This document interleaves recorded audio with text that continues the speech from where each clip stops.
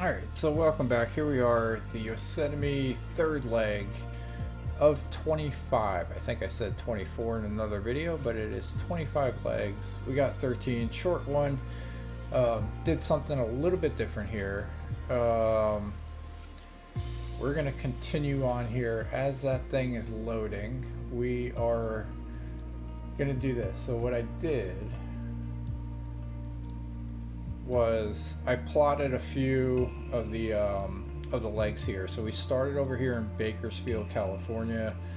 We flew over to this airport, then we flew up to Grant, and we're gonna fly up to this Manzanar, or I don't know, I forgot how you pronounce that, but that it is.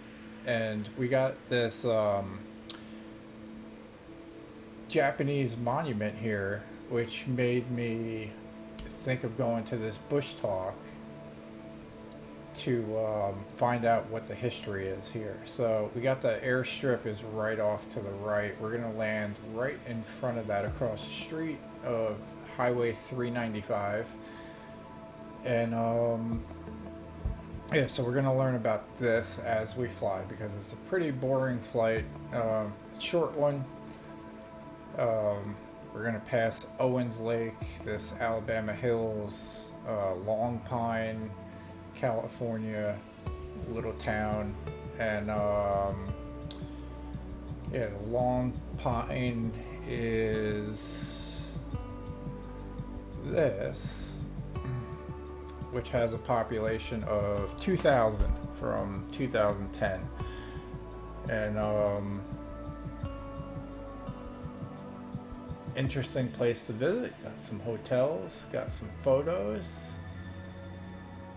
This is what we're going to be passing by. Little desert area. Nice sunrise or sunset.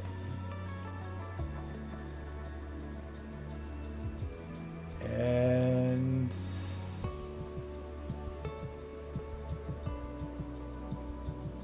yeah, so the town of Independence. We got Long Pine. Here is the airport that we're going to be landing on. We're probably going to use this runway and kind of run right short of that cross path. And then this National Historic Site is what we're going to be learning about. So, cemetery right across the street here, so we're gonna play that bush talk for that, so stay tuned. Here we are, we're ready to fly. We're gonna go exterior mode. We got our flaps up, so that's good. We're gonna increase our power to about 4,000 RPMs. I don't think we need all this.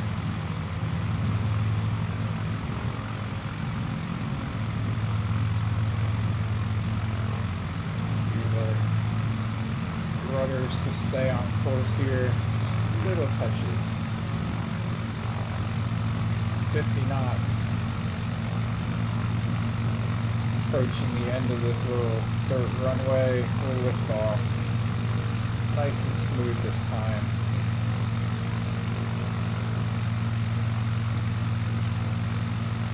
As we fly northwest.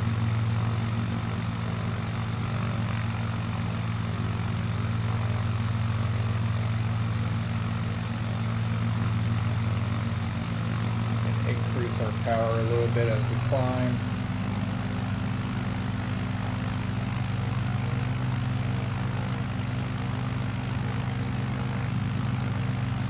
Oh, we're also going to be passing Owens Lake, which is a dried up lake, and there's going to be some salt stuff. I think it's going to be probably red. So taking off in the airport, make your way north using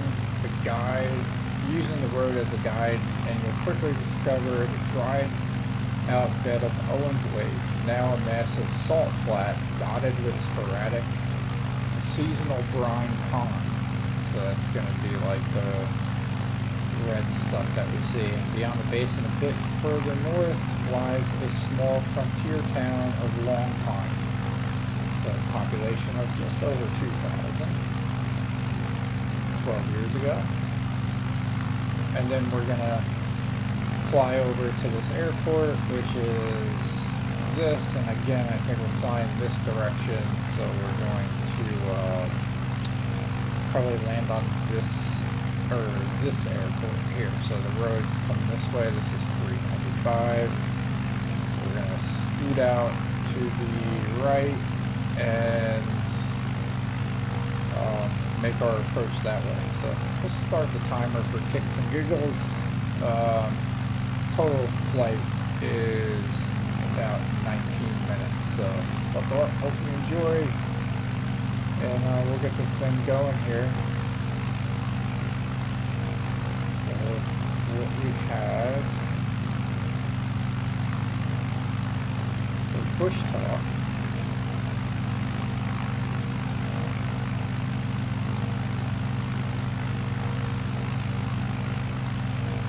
These two.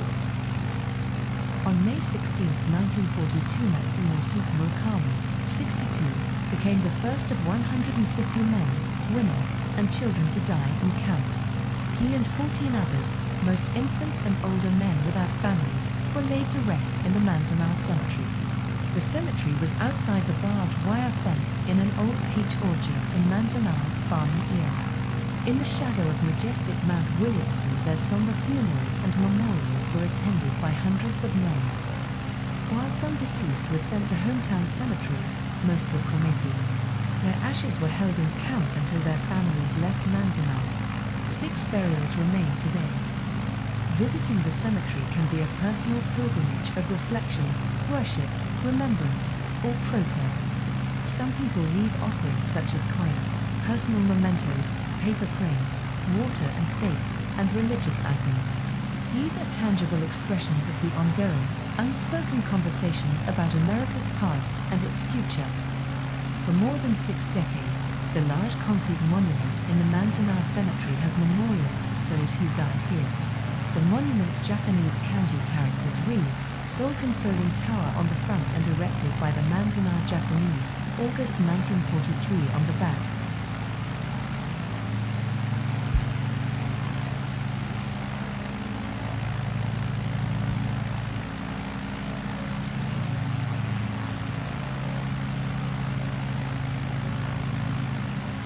Manzanar is the site of one of 10 American concentration camps, where more than 120,000 Japanese Americans were incarcerated during World War II from March 1942 to November 1945. It is located at the foot of the Sierra Nevada mountains in California's Owens Valley, between the towns of Lone Pine to the south and Independence to the north, approximately 230 miles north of Los Angeles. Manzanar means apple orchard in Spanish. The Manzanar National Historic Site, which preserves and interprets the legacy of Japanese American incarceration in the United States, was identified by the United States National Park Service as the best preserved of the 10 former campsites. Long before the first of the Japanese American detainees arrived in March 1942, Manzanar was home to Native Americans, who lived mostly in villages near several creeks in the area. Ranchers and miners formally established the town of Manzanar in 1910, but it had been abandoned by 1929, after the city of Los Angeles purchased the water rights to virtually the entire area. As different as these groups were, their histories displayed a common thread of forced relocation. Since the last of those incarcerated left in 1945, former detainees and others have worked to protect Manzanar and to establish it as a National Historic Site to ensure that the history of the site, along with the stories of those who were incarcerated there, is recorded for current and future generations. The primary focus is the Japanese-American incarceration era, as specified in the legislation that created the Manzanar National Historic Site. The site also interprets the former town of Manzanar, the ranch days, the settlement by the Owens Valley Paiute, and the role that water played in shaping the history of the Owens Valley.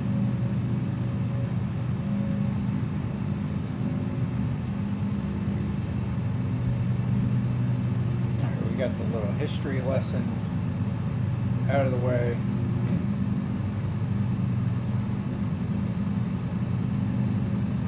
Owens Lake should be off to the right.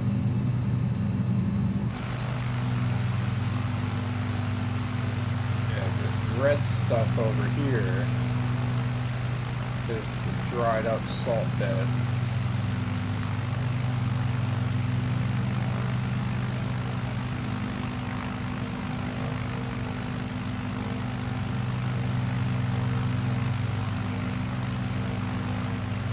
I think once we get into Nevada is when we're going to be getting like deep into the mountains. Just got to make our way there, which I think on the next leg of the trip is going to be a little longer. I think it was 40 something minutes. And I think that's when we just crossed the border into Nevada.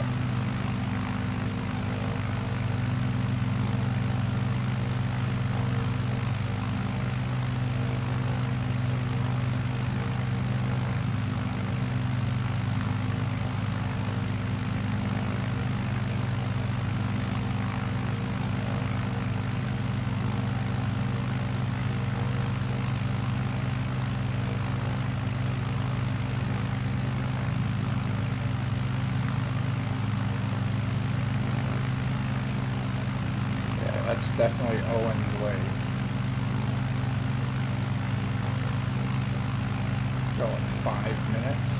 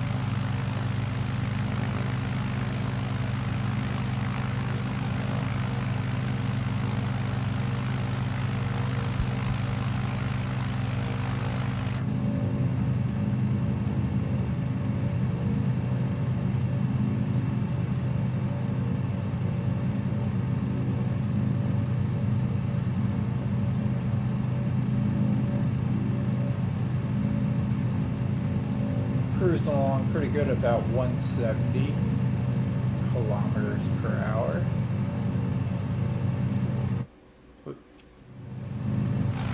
Otherwise known as about 7 or 80 something, maybe 90 knots.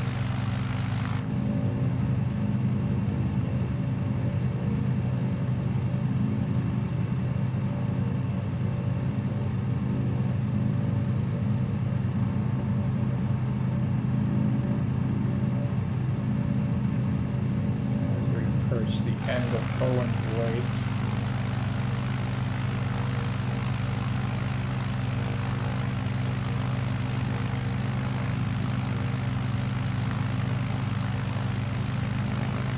Should be coming up to the town of Long Pine.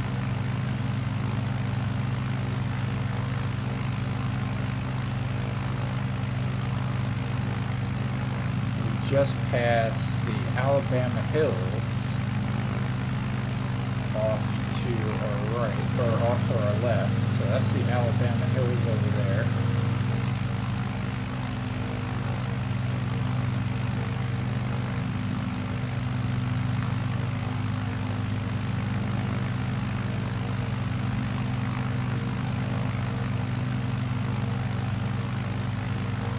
There's the town of Long Pine. That's their airport over there.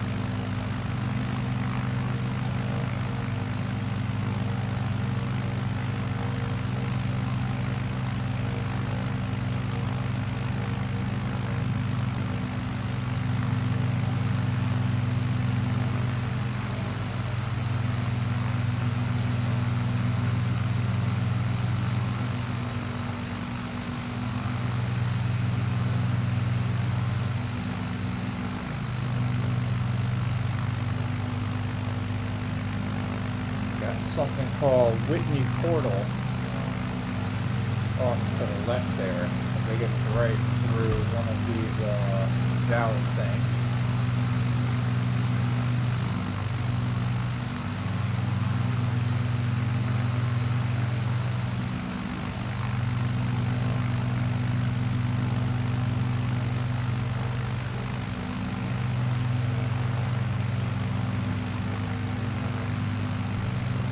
Tower. Yeah, so all kinds of airports there. We're not going to land there. Pretty sure that that's the tower beacon light right there.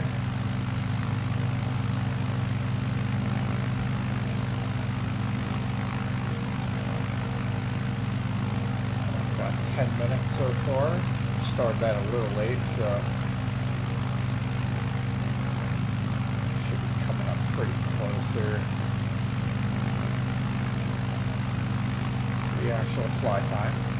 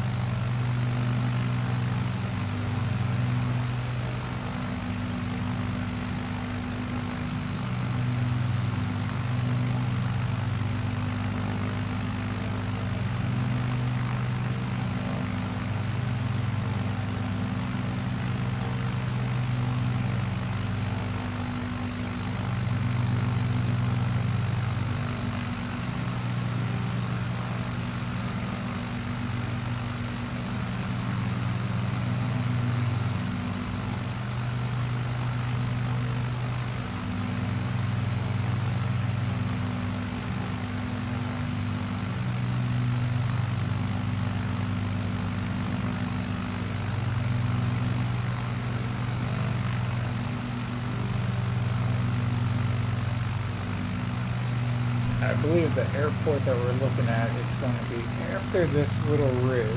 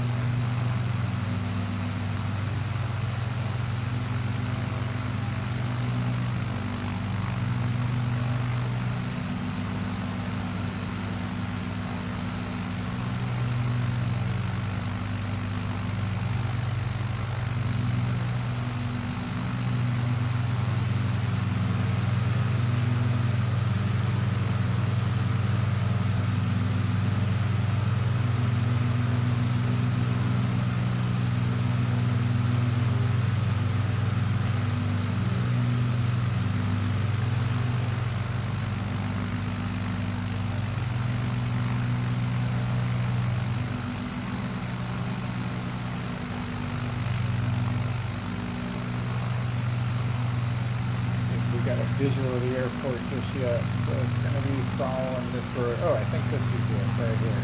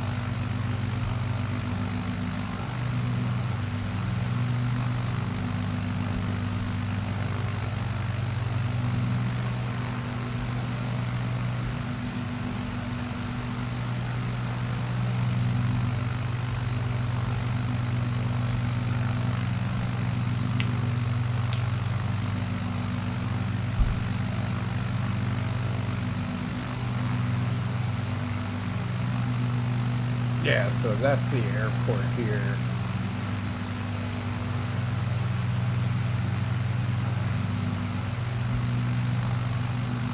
We're looking at this. We can pause that and reset it.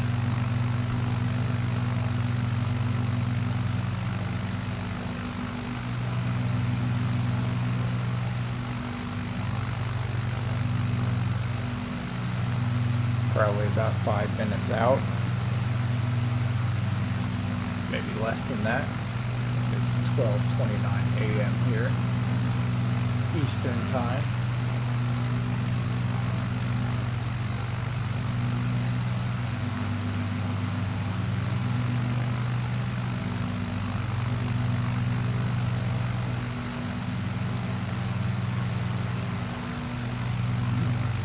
Alright, so RPM sitting at about 4,500. We're going to reduce that a little bit as we make our descent into the airport here.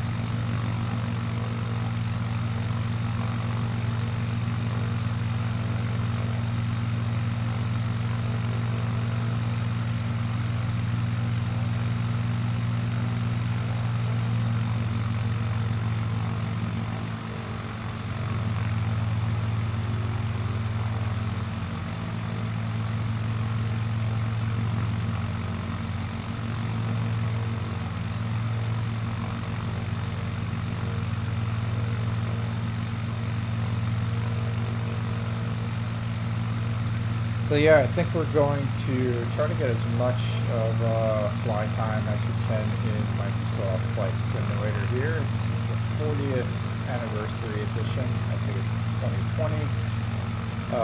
There is a new one coming out, I believe, in November, so might be on our bucket list to get that. And see what kind of different activities we can do.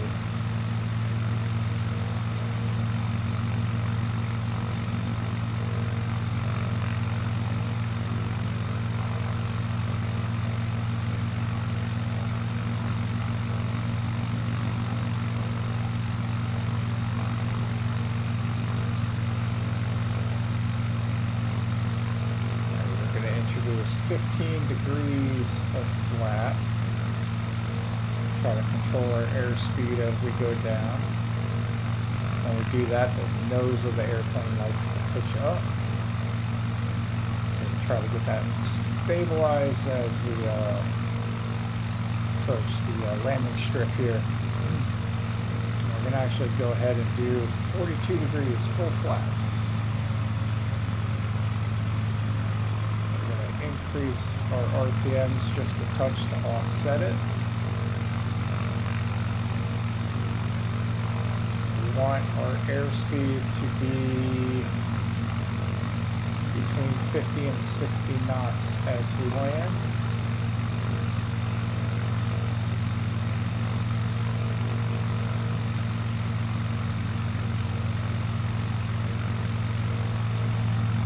We'll make some minor adjustments here.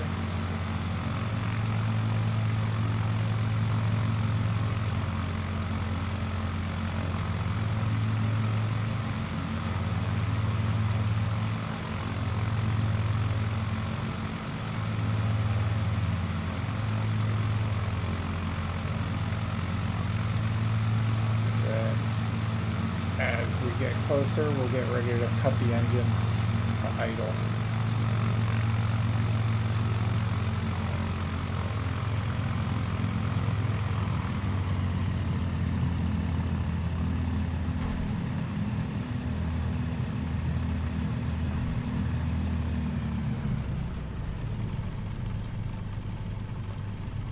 We'll get our brakes ready once the tail lands.